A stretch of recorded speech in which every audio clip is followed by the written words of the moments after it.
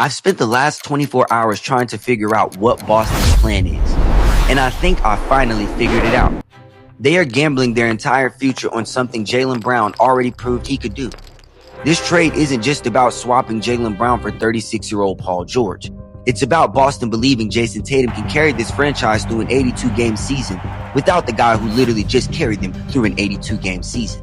And I don't get it. Jaylen Brown is 29 years old, entering the prime of his career, a finals MVP, finished sixth in MVP voting, averaged nearly 29 points a game, and when JT went down, he didn't let the Celtics fall apart. He embraced being the number one option, carried Boston through the regular season, and kept them among the NBA's elite. So why is Boston acting like that's the player you move?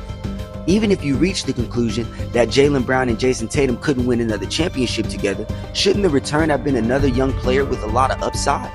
Instead, you traded him for 36-year-old Paul George.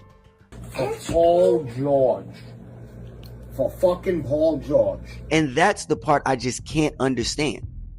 Charlotte, in my opinion, got a better return for LaMelo Ball. Think about that. LaMelo has never won a championship. He's never been a finals MVP. He's never proven he can lead a contender deep into the playoffs. Yet Boston accepted less for one of the best two-way wings in basketball. And why wasn't Boston aiming higher in the return they got for Jaylen Brown? If you're trading a player of Jaylen Brown's caliber, why not go after another young franchise player? Why not make a serious push for LaMelo Ball? Why not call Memphis about Ja Morant? Yes, Ja has dealt with injuries and questions off the court, but he's still one of the most explosive point guards in basketball. He's young enough to grow with Jayson Tatum, and even if it didn't work, you still would have taken a swing at building another championship core instead of attaching your future to a 36-year-old veteran. Instead, it feels like Boston spent years dangling Jaylen Brown in blockbuster trade talks hoping to land Durant, Lillard, or Antetokounmpo, and when those deals never happen, they settle for a package that simply doesn't match Jaylen Brown's value. And here's the question nobody seems to really be asking. Who's actually in the better situation today?